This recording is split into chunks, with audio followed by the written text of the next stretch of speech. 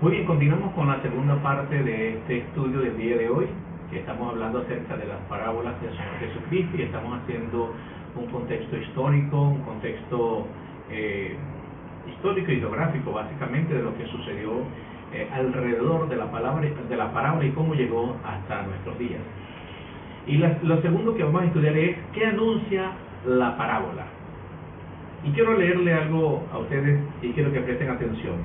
Lo que la parábola pretende comunicar principalmente a su generación, pero también en general a los seres humanos, es que todos aquellos acontecimientos históricos que se desarrollan durante el ministerio de Jesús, milagros, predicación del reino, bendiciones, muerte, resurrección, etc., eran la manifestación visible del Dios invisible. Y quiero que nosotros veamos, en cuanto a esta pregunta, ¿qué anuncia la parábola? Lo que Jesús realmente quería mostrar, lo que pretendía. Pero vamos a ver lo que no pretendía el Señor, lo que no era. En primer lugar, Él no quería cegar a la gente. Hay un falso concepto de que Jesucristo quería transmitir un mensaje, pero con algo que ellos no pudieran entender y cegar en la mente y el corazón de las personas. Esto es totalmente lejos de la realidad. Jesús hacía todo lo contrario. ¿Sí? Más bien, la parábola del Señor hacía que las personas abrieran su entendimiento y su corazón. Lo segundo que no pretendía el Señor era castigar la soberbia de los fariseos. Realmente eran personas que eran soberbias, eran personas recalcitrantes. Jesucristo siempre estaba en una situación incómoda porque ellos lo ponían en situaciones incómodas, pero Jesucristo, como era Dios, sabía defenderse de manera magistral, pero Él no pretendía castigar esa actitud, esa soberbia, más bien Él les llamaba la atención. Incluso varias de estas palabras fueron dichas directamente a ellos con dureza, sí es verdad, pero no para castigarlos. Y por último, Jesucristo no pretendía o no procuraba ocultar la verdad, como a veces lo podemos leer en Marcos capítulo 4, versículos 11 y 12, que dice así: y les dijo, a vosotros os he dado saber el misterio del reino de Dios, mas a los que están fuera, por parábolas todas las cosas, para que viendo, vean y no perciban, y oyendo, oigan y no entiendan, para que no se conviertan y les sean perdonados los pecados. Este versículo es un tanto ambiguo y un poco oscuro en cierto momento, porque al parecer Jesús le estaba diciendo a las multitudes, incluso a los discípulos, a ustedes les voy a decir las cosas muy claras, pero a los de afuera se lo voy a decir por parábola, es decir, para que no entiendan, para que... No, eso no fue la pretensión del Señor Jesucristo. Cada quien tenía la responsabilidad de tomar una decisión, incluso de tomar esa decisión de cambiar de vida. Era una decisión muy personal. Entonces no era que Jesús quería ocultarle las cosas, sino que a los de afuera, es decir, a sus enemigos, a los que no habían creído en Él, Él estaba anunciando también por parábolas, pero también con la intención de que ellos pudieran entender. Lo que sí pretendía Jesús era despertar el interés en cada oyente.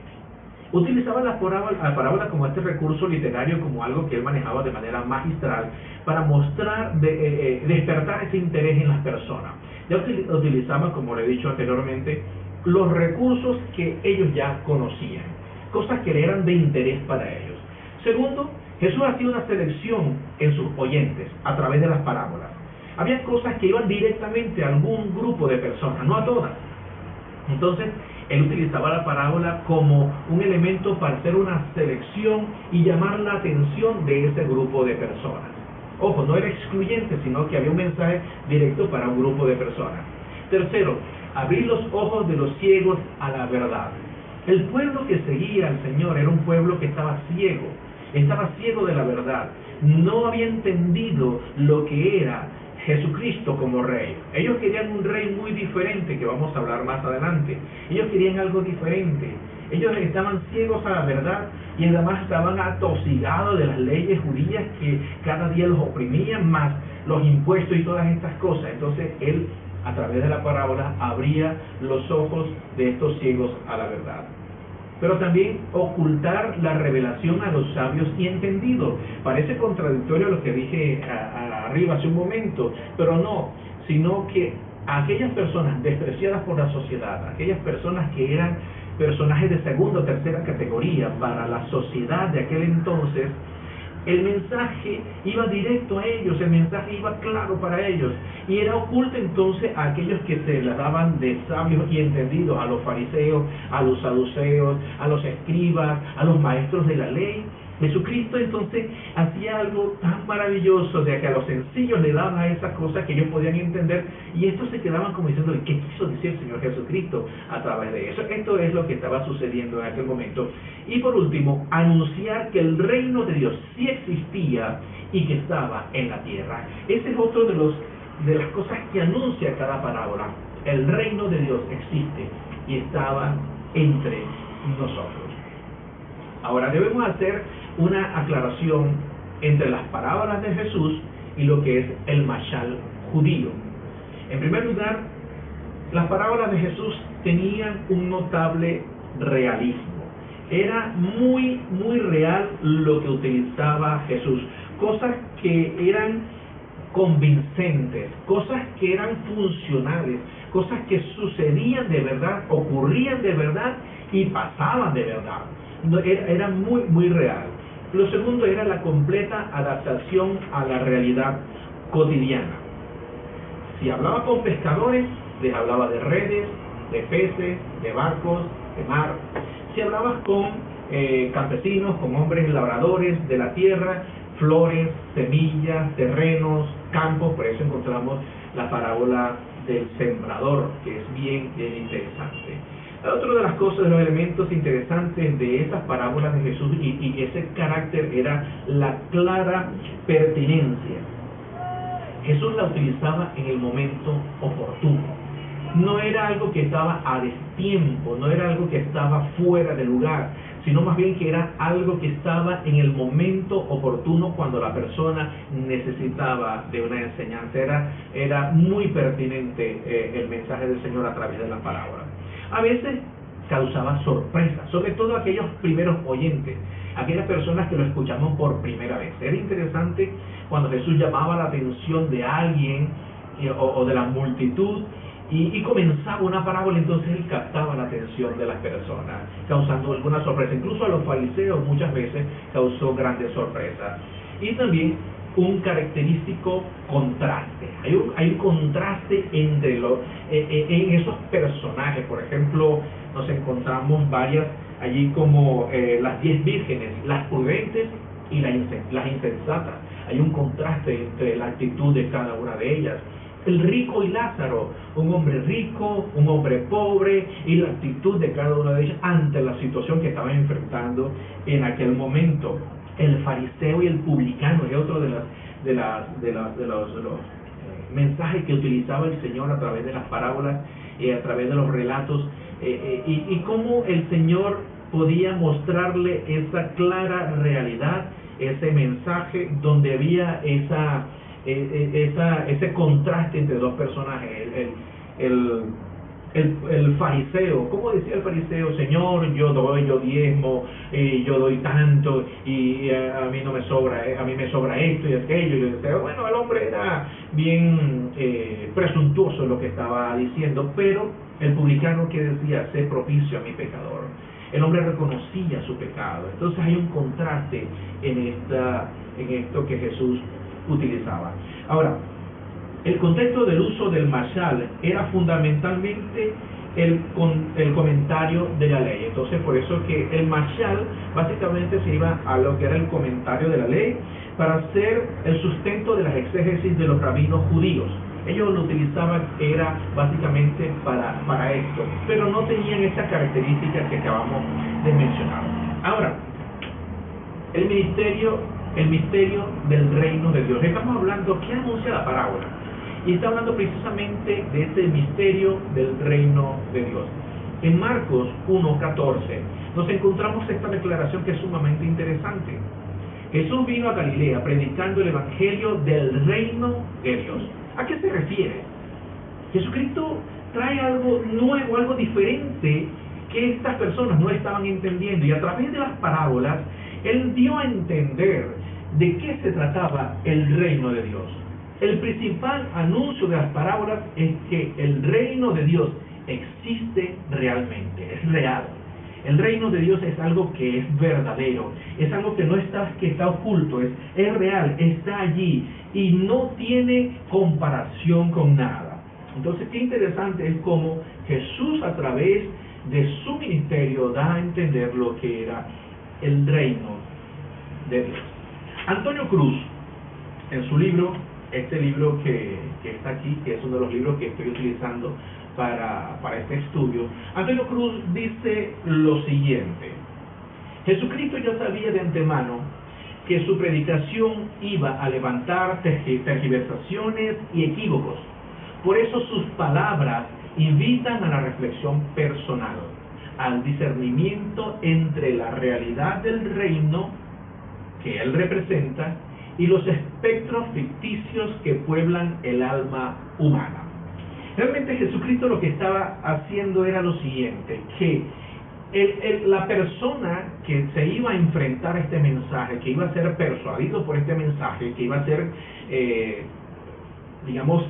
confrontado con esta palabra, tenía que tomar una decisión, pero tenía que tomar esa decisión y hacer la reflexión personal entre lo que era el reino, el verdadero reino de Dios. Porque recuerden que el judío estaba esperando a un rey muy diferente a como vino Jesús. Estaba esperando un rey con capa, con caballo, con espada, que los libertara del yugo opresor. Pero Jesucristo vino de una manera muy diferente. Dice la Escritura que vino sentado y humilde en un pollino, en un burro, entonces sin espada y sin nada, y nació en la pobreza el Señor, no era rico. Entonces ellos tenían que cambiar ese pensamiento, eso es lo que llaman el espectro ficticio que poblaban su mente y su corazón. Ellos tenían que luchar con eso, y precisamente Jesús, a través del mensaje, estaba aclarando toda esta situación. Ahora, debemos entender que Jesús nunca define lo que es el reino de Dios, nunca lo define, pero sí da ejemplos, comparaciones, imágenes que pretendían ilustrar el reino de Dios. Y todas estas cosas, estos elementos que el Señor Jesús nos da, nos ayudan a nosotros a entender realmente lo que es el reino de Dios. En un momento los fariseos intrigados le preguntaron al Señor, ¿cuándo había de venir el reino de Dios? Le respondió y dijo, el reino de Dios no vendrá con advertencia, ni dirán, helo aquí o helo allí, porque he aquí, el reino de Dios está entre ustedes, está entre vosotros. Jesucristo le estaba diciendo, el reino de Dios está aquí. O sea, no es algo que no es una promesa del futuro, no es algo escatológico, no es una realidad futura, es una realidad presente, es una realidad tangible, es una realidad que se hacía patente con la figura de Jesucristo aquí en la tierra. Ahora vamos a ver las 8 conexiones de Jesús y el reino de Dios. Jesús, en primer lugar, inaugura el reino, Marcos 1:15. En segundo lugar, Jesús es el reino, y así lo declara en Lucas 17:21. Jesús le da propósito al reino en Lucas 4:43. En cuarto lugar, Jesús declara el reino, Lucas 8:1. Jesús demuestra el reino en Lucas 11:20. Jesús expande el reino en Lucas capítulo 10. Jesús transforma el reino en Juan 18:36. Y Jesús autoriza a sus discípulos para el reino en Hechos 1, del 6 al 8.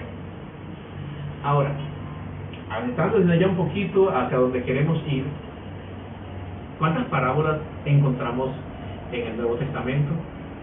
En realidad son 43. Son 43 parábolas que nos encontramos, y sobre todo las encontramos en los evangelios sinópticos, en Mateo, Marcos y Lucas. En Juan ya vamos a decir algo. En Marcos contiene 8, Mateo tiene 23 y Lucas tiene 33. Si la sumamos hace 64, pero no son 64 parábolas. Lo que pasa es que Lucas tiene algunas de Marcos y Marcos tiene algunas de Lucas. Mateo tiene algunas de Marcos y Marcos tiene algunas de Mateo, y en total entonces da un total de 43 parábolas del Señor. Ahora, ¿por qué Juan no tiene parábolas? Incluso vamos a encontrarnos una en algún momento, alguna parábola, pero no es una alegoría lo que presenta y no es una parábola en todo caso. Eso está en discusión. Y ya para finalizar, entonces vamos a ver las características de estas parábolas. Jesucristo utilizaba algo bien interesante y era muy característico, valga la redundancia, en las parábolas del Señor Jesús. Muy característico la acción, la crisis y la resolución. Era muy característico del Señor. Muy característico, ¿por qué? Porque había una acción en el pasaje, había una crisis en el pasaje y había una resolución. Volvamos a la parábola de el buen samaritano.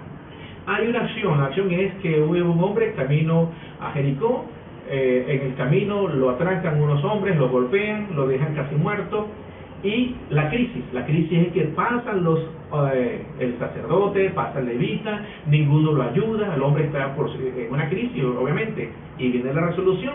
¿Cuál es la resolución? Es este samaritano que el Señor utiliza en su parábola para dar una solución a un hombre que estaba herido, que estaba en conflicto.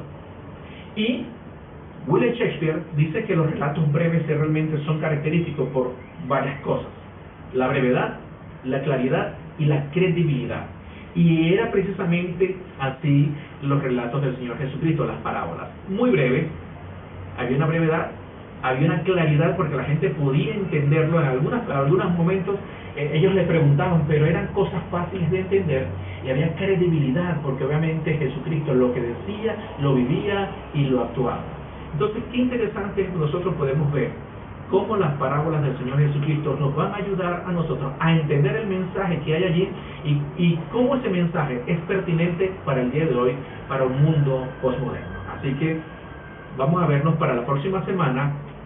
Vamos a estudiar las dos primeras parábolas de la próxima semana, la parábola del paño y la parábola del vino nuevo, basadas en Marcos capítulo 2 versículos 21 al 22, Mateo 9 del 16 al 17 y Lucas capítulo 5 del 36 al 39. Nos vemos la próxima semana. Dios les bendiga, Dios les guarde.